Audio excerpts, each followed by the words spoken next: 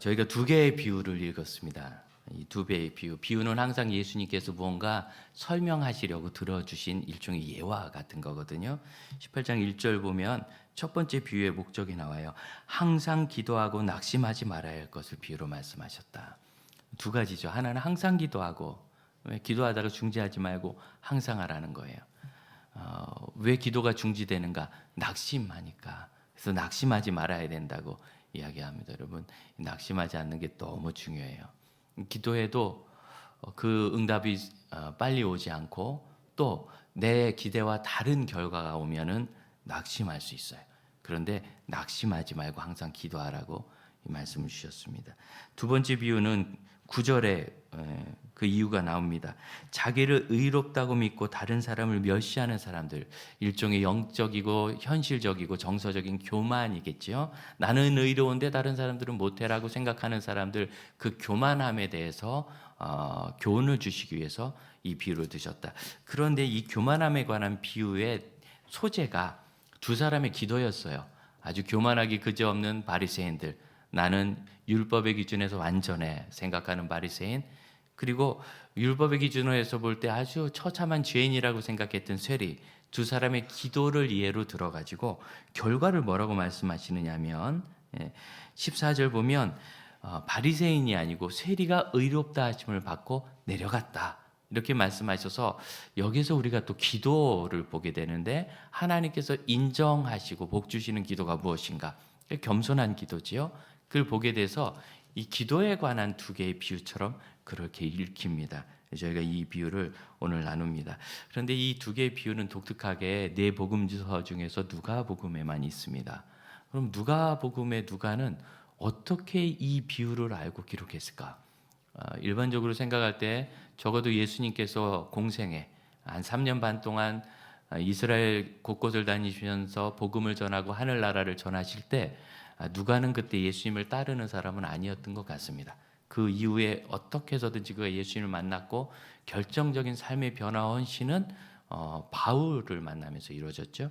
바울과 함께 선교 함께 해나가서 거의 바울의 마지막 순교 때까지 동역하고 동행한 것으로 보입니다. 때때로 누가가 바울의 보냄을 받았겠죠. 선교팀의 결정으로 혼자 남아서 사역한 때도 있었어요. 그렇지만 마지막은 이제 그가 같이 하는데, 그러면 누가는 마태도 마가도 요한도 기록하지 않은 이 예수님의 이 비유 두 가지를 어떻게 알고 여기 기록했을까?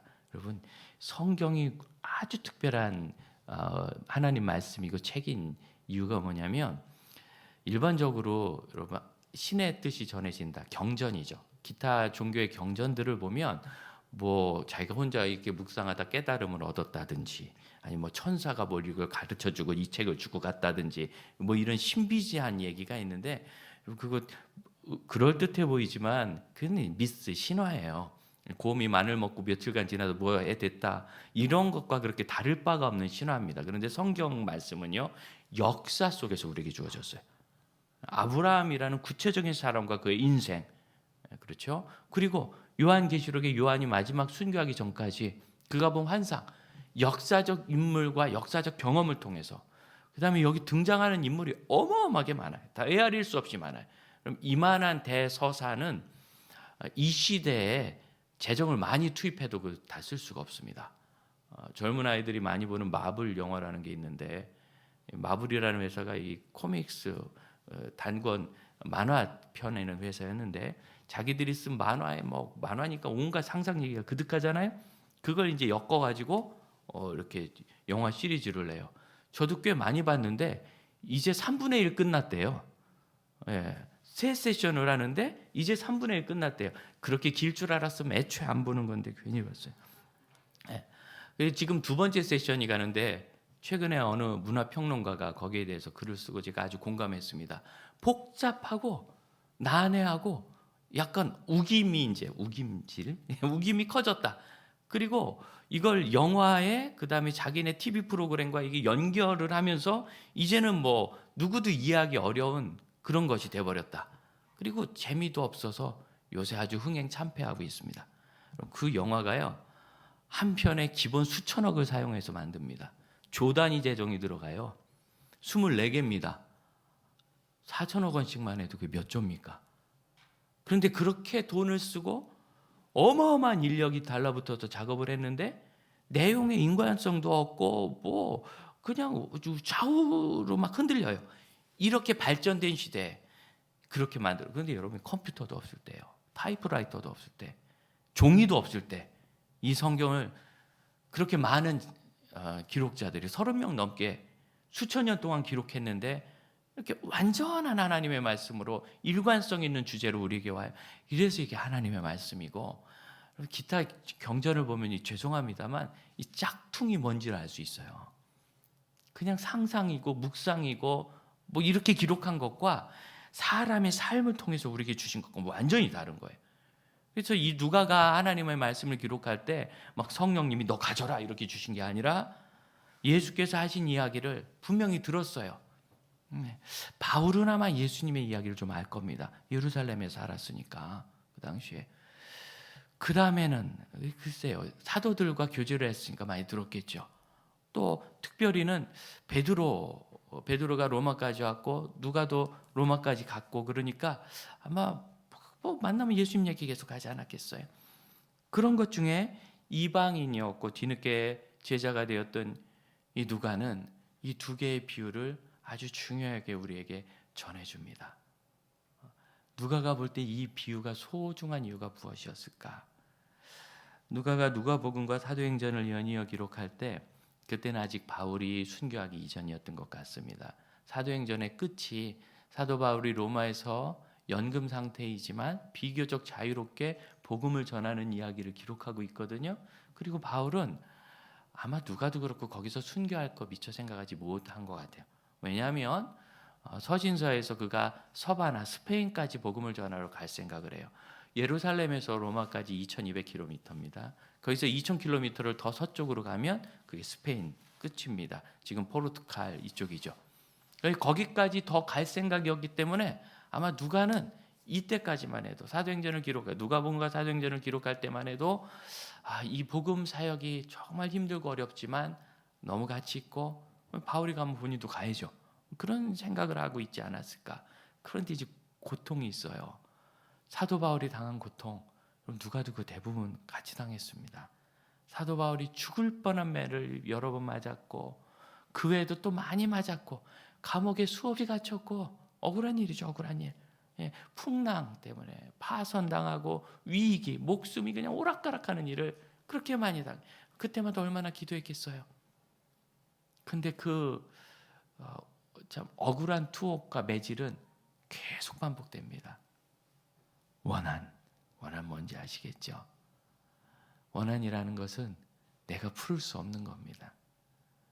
이를 악물고 돈을 모으면 돈은 모으겠지만 원한은 풀기 어렵습니다. 내가 아무리 지위가 높아진다고 해도 그 마음대로 하기 어렵습니다.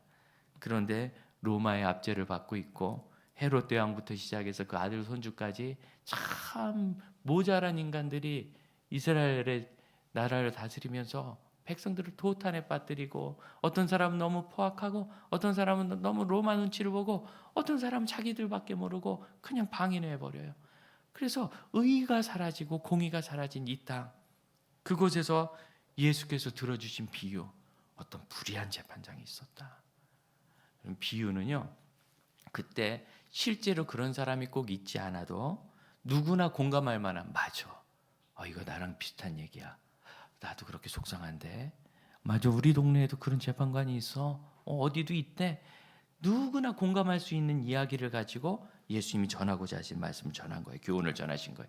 그러니까 이 불의한 재판관이 실제로 있었던 인물이고 아니고 그건 중요하지 않아요.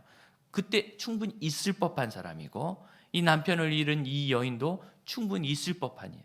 법의 보호도 받지 못하고 뭐 재정도 별로 없는 것 같아요. 변호사도 사대지 못한 것 같아요. 여러분, 이때도 변호사 제도가 있었습니다. 그리고 권한도 없는 것 같고 도와줄 사람도 없는 것 같아요. 그러니 그가 할 수 있는 유일한 길은 조르는 거예요. 가서 내가 억울하지 않습니까? 그런데 이 재판관이 자기를 뭐라고 설명하느냐면 5절 하반절 보면 이 여자가 정말 나를 괴롭게 할 것 같은데 자기는 어떤 사람인가? 4절 하반절. 내가 하나님을 두려워하지 않고 사람을 무시하나. 하나님을 두려워하지 않는데 이 구체와 하나님에 대한 이야기가 아니라 신의 존재 뭐 이런 거 아주 초월적인 능력 이런 거 인정도 안 해요. 그러니까 이 사람은 의도 없어요. 자기가 신인 거죠. 그런 사람은. 그리고 사람을 무시해요. 누구도 이 사람에게 압력을 넣을 수 없어요. 그러니 여러분 이 여인이 가서 의를 가지고 설득한들 그 사람이 잘못한 거 맞잖아요. 내가 억울한 거 맞잖아요. 왜 안 해줘요? 그럼 이 사람이 말 듣겠어요? 무엇 가지고 이 사람에게 변화를 일으키겠어요? 근데 이 사람이 이 여자를 보고 괴로움을 느꼈어요. 시끄러워서 괴로웠겠죠. 자꾸 찾아오니까 귀찮고 괴로웠겠죠. 또 다른 괴로움 있지 않겠어요? 양심의 가책. 의외로 양심의 가책은 불쌍하고 억울한 사람, 가련한 사람 만날 때 그에게 살아납니다. 우리가 광고 시간에 시리아 난민들의 영상을 잠깐 봤습니다.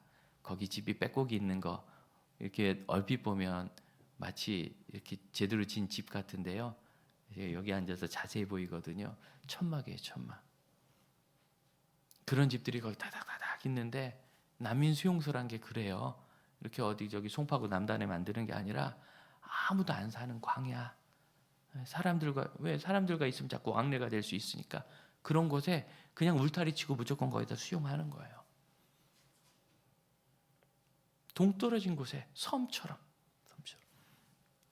그런 분들을 볼 때 우리 마음이 좀 뭉클하면서 여러분 양심의 가책 생기지 않으세요? 나 너무 요새 많이 먹어. 나 너무 재정을 많이 써. 돈을 많이 써. 나 너무 화려해. 나 너무 감사가 없어. 나 너무 불평이 많고. 이 여인이 아마 이 재판관에게 가서 할 수 있는 건 불쌍한 자기 사정을 탄원하는 것밖에 없을 거예요. 나는 남편도 없고 나는 돈도 없고 그런데 나는 너무너무 지금 어렵게 됐고 이 억울한 이 원한 저를 좀 도와주세요.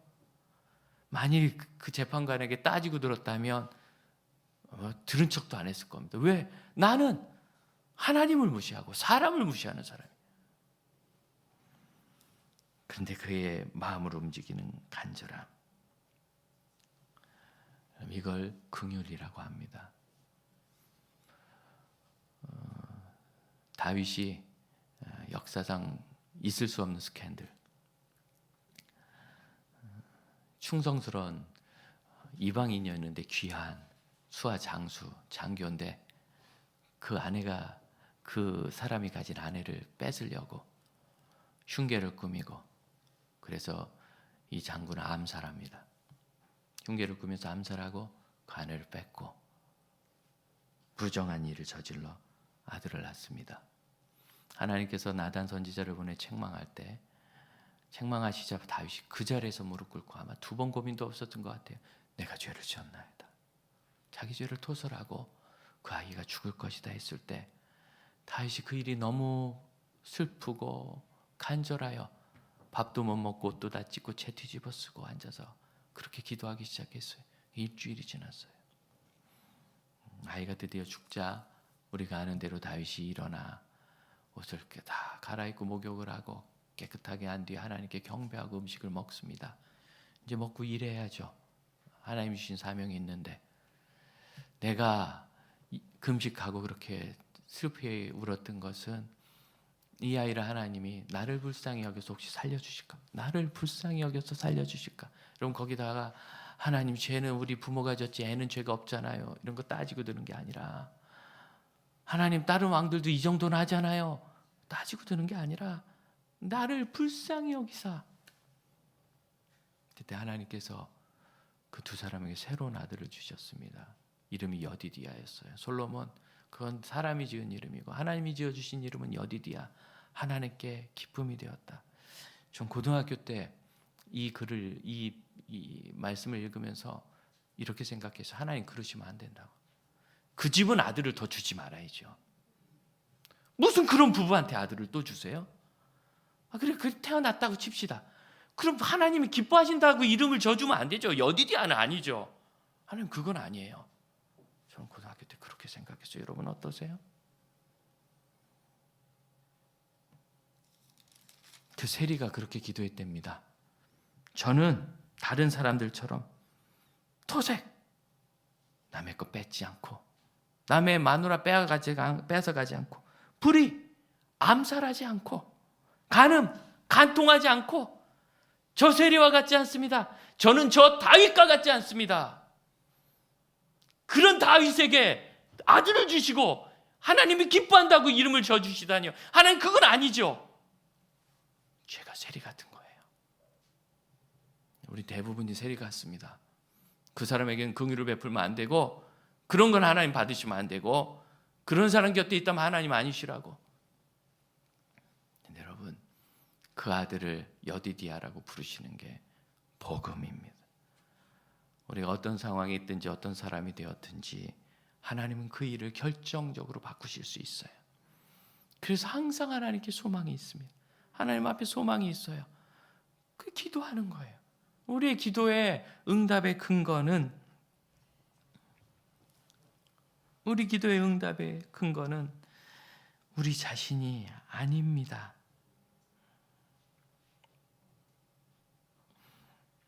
두 사람이 바라보는 게 달라요. 바리새인은 주변을 열심히 바라봐요. 저 사람 토색하고, 저 사람 불의하고, 저 사람은 간음하고, 저 사람은 11조하지 않고, 저 사람은 경건하지 않고, 율법을 지키지 않고, 저 사람은 직업을 구해도 로마에 부역한 세리 같은 나쁜 놈을 하는데 나는 그렇지는 않네. 나를 자꾸 봐요.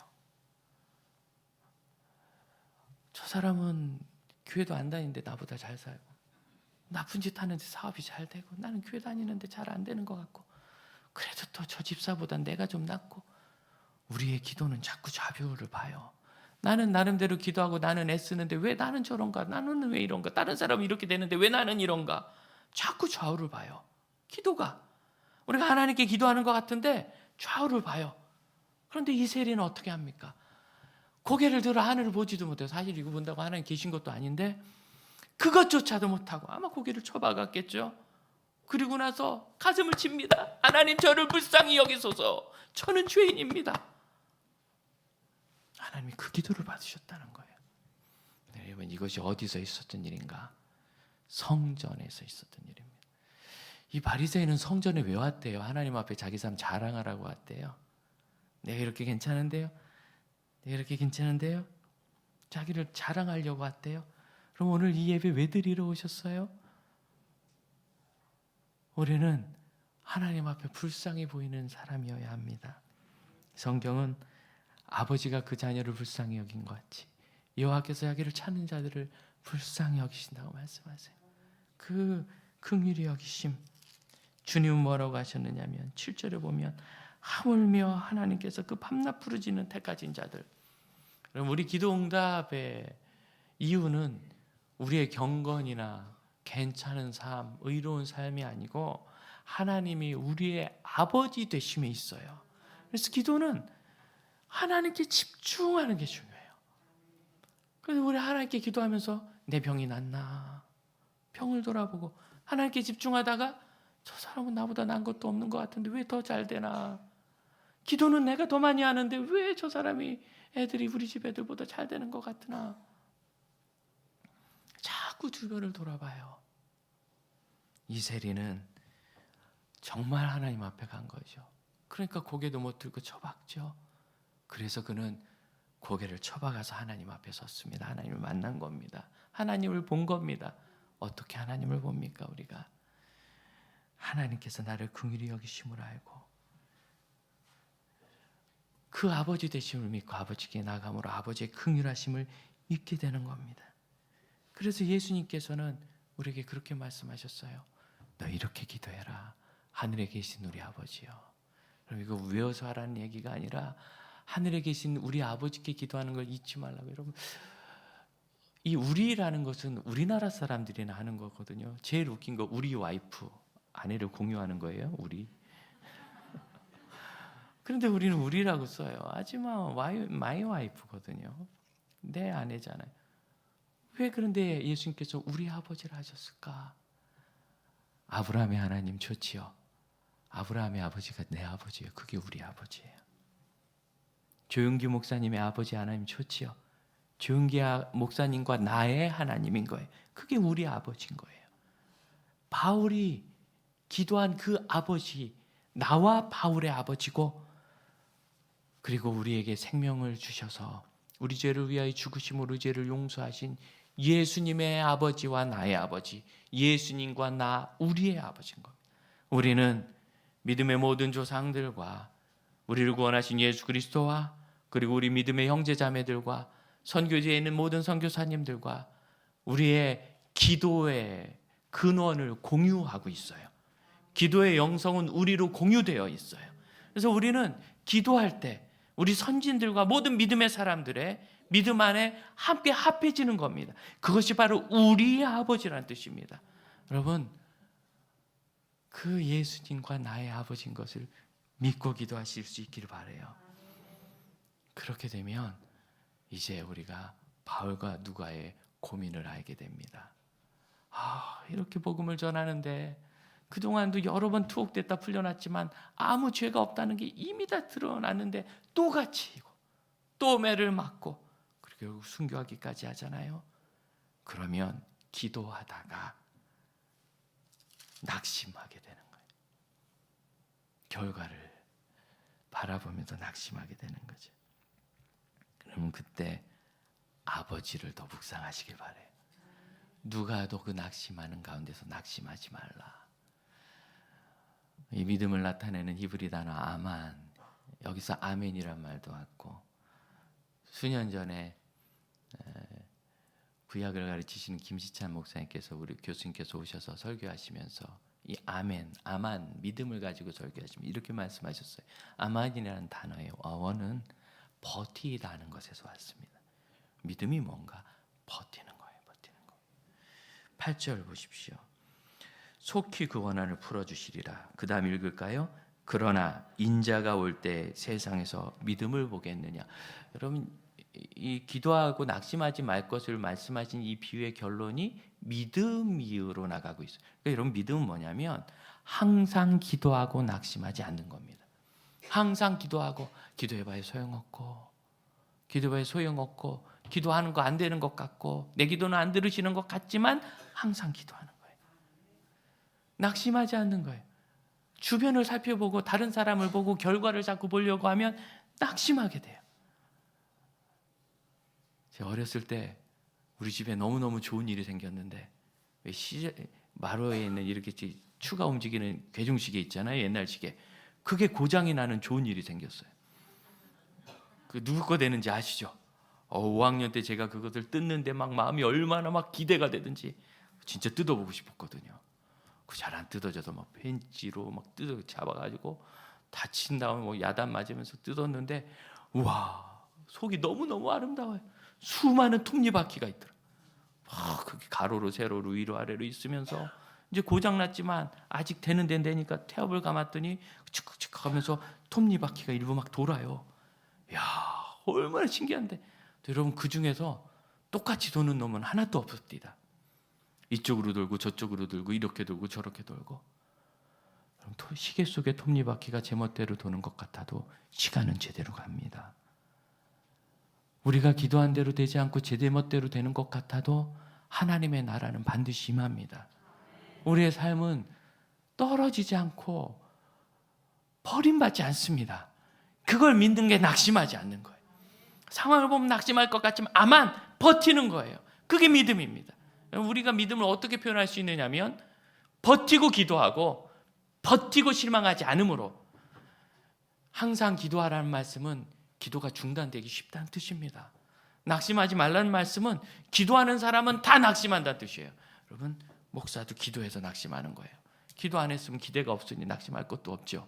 근데 기도했는데 안 되니까 낙심이 되죠. 심지어 기도하기 전부터 겁부터 나요. 안 될까 봐.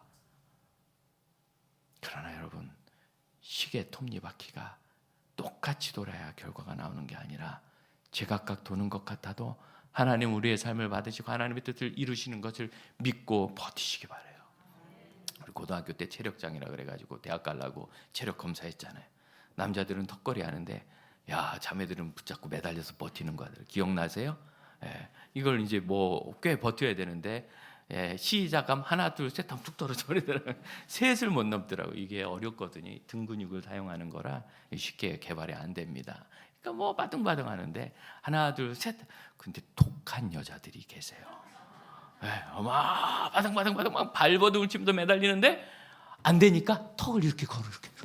그럼 선생님이 턱대 하고 협박하잖아요. 그럼 또 떼딱 이렇게 들어. 떼 그럼 또 떼 이렇게 독해. 턱이라도 걸고 버티는 게 암만이에요. 하다가 떨어지거든요. 힘이 빠지고 실망하고 그리고 바빠서 깜빡 잊어요. 바빠서 깜빡 잊고 어떻게 한두 번 빠지다 보니까 그 다음부터 빠진 김에 그때 다시 뛰어 올라가는 게 암만입니다.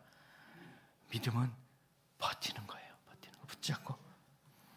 그래서 기도에 버텨 집중하고 그리고 하나님께만 집중하는 것. 그걸 누가 할까요? 17절 보십시오. 마테마가 누가에 다 이 어린아이의 믿음을 칭찬하는 말씀이 나오는데 누가는 그 앞에 이 두 개의 비유를 듭니다. 이렇게 버티고 이렇게 실망하지 않고 이렇게 겸손한 것 누가 하는가? 그렇게 하면 하나님 나라가 임한다고 믿는 어린아이의 믿음이 하는 겁니다. 17절 내가 진실로 너희에게 이르노니 누구든지 하나님의 나라를 어린아이와 같이 받아들이지 않는 자는 결단코 거기 들어가지 못하리라. 하나님의 나라를 어린아이 같이 받아들이는 게 무엇인가? 성경이 이렇게 말씀하시면 그럼 믿고 기도로 버텨보는 거예요. 이번 주 금요일날 다 기도하러 오세요. 버티는 거예요. 1년을 했는데 아무 변화 없는데요? 그럼 1년을 더 하는 거예요. 버티는 거예요. 또한 결단코 그리 들어가지 못하리라 하신 이 말씀에 거꾸로 결단코 우리는 들어갑니다. 믿습니까? 여러분 우리는 예수 그리스도의 은혜를 결단코 들어갑니다. 그러므로 이 하나님의 나라를 어린아이처럼 받아들이시기를 축복합니다. 예수님이 버티라 하시니 버티십시오. 예수님이 낙심하지 말라니까 낙심하지 마세요. 상황은 그렇지만 예수님이 그렇게 하시니까. 이사야서 62장 6절을 한번 보고 싶은데 그럼 구약 1043면에 있어요. 이사야서 62장 6절로 7절. 이 이사야서 62장은 하나님께서 예루살렘을 회복하신다는 약속을 주신 다음에 그렇게 전한 말씀이에요. 하나님께서 예루살렘을 회복한다는 약속을 주셨어요. 그랬더니 이사야가 이 62장은 히브리 본문이 다 시로 돼 있거든요. 기도 시고 예언의 시고 고백의 시예요. 예루살렘이여 내가 너의 성벽 위에 파수꾼을 세우고 그들로 종일 종야에 잠잠치 않게 하였느니라. 잠잠치 않고 밤낮으로, 종야가 밤낮이거든요. 밤낮으로 종일 종야에 잠잠치 말고, 잠잠치 말고 뭐를 해야 되는가? 여호와로 기억하게 하시는 자들아. 이게 무슨 뜻이냐면 하나님이 그 약속을 기억하시도록 자꾸 얘기하라는 거예요. 하나님 예루살렘 회복한다 하셨죠? 하나님 예루살렘 회복해 주시는 거예요. 하나님 빨리 좀 하시죠. 예루살렘 회복하셔야 돼요. 하나님 저 급해요. 예루살렘 좀 회복해 주세요. 하나님 그러나 하나님 시기에 예루살렘 회복해 주세요. 그 얘기하는 사람이 여호와로 기억하게 하시는 자들이에요. 그 사람들에게 뭐라고 하느냐면 너희는 쉬지 말며 쉬지 말아라. 하나님께 또 얘기해라. 하나님 기억하시게. 여러분 하나님이 잊으시는 분이 아닙니다. 그런데 기억하시게 말씀드리라고 해요. 기도응답의 언약을 가지셨다면 하나님 그 약속 기억하시지요. 응답하소서. 하나님께 그 이 약속을 일깨워 드리세요. 성경이 그렇게 하라잖아요.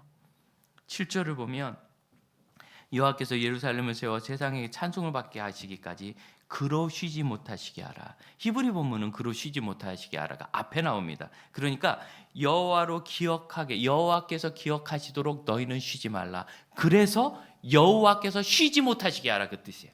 하나님 못 쉬시게. 이스라엘을 지키시는 우리 하나님이 원래 쉬지도 졸지도 않는 분입니다. 쉬셔서 그런 얘기가 아니라 그런 각오로 하라는 거예요.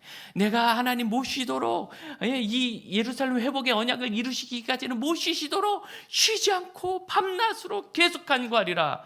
성경이 그렇게 하랍니다. 너무 놀라운 말씀 아닙니까? 우리가 어린아이와 같이 하늘나라를 받아들인다는 것은 바로 그 믿음의 사람이 되는 거예요. 성경이 얘기하는 대로. 사랑하는 형제자매 여러분, 기도에 집중합시다. 기도에 집중합시다. 하나님께서 쉬지 못하시도록 집중합시다. 하나님께서 계속 하시도록 집중합시다. 또한 여러분, 기도할 때는 다른 것을 보지 말고 아버지께 집중합시다. 그 아버지가 우리 아버지십니다. 그 아버지께서 우리 아버지십니다. 함께 기도하겠습니다. 어린아이같이 그렇게 기도에 집중하고 아버지께 집중하는 참 기도의 사람들 되기를 원합니다. 합심하여 기도하겠습니다. 아버지 하나님, 우리 아버지,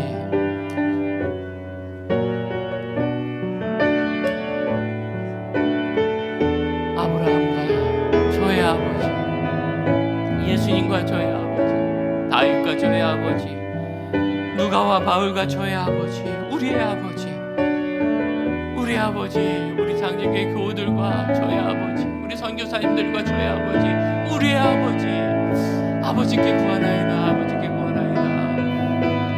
제 삶에 저의 손을 떠난 것 같고 제 삶의 능력을 벗어나는 이 모든 일을 아버지의 손길과 긍휼을 잊지 마옵소서. 하나님의 은혜를 속히 저에게 허락하여 주옵소서. 주님, 저를 돌아보시고 하나님의 영광을 드러내시옵소서. 아버지께서 다스리시며 아버지께서 그 나라를 회복하심을 지금도 보게 하여 주옵소서. 세상 곳곳에 하나님의 이름이 영광 받으시며 높임 받으시며 하나님의 나타나심이 임하실 때까지 주께서 일하시는 것에서 밤에 하나님의 일을 따라가게 하옵소서.